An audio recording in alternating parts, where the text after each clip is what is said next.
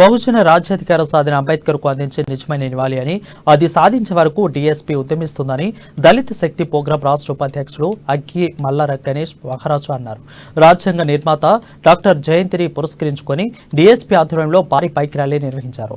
BC SC నాయకులతో కలిసి పట్టణంలోని బీసీ స్టడీ సర్కిల్ ఆవరణలో గల మహాత్మా జ్యోతిరావు పూలే విగ్రహానికి పూలమాలలు వేసి బైక్ ర్యాలీ ప్రారంభించారు. ఈ ర్యాలీ పట్టణంలోని ప్రధాన వీధులు కూడా తిరుగుతూ అంబేద్కర్ చౌక్ చేరుకుంది. అంబేద్కర్ విగ్రహానికి పూలమాలలు సమర్పించి నివాళులు అర్పించారు.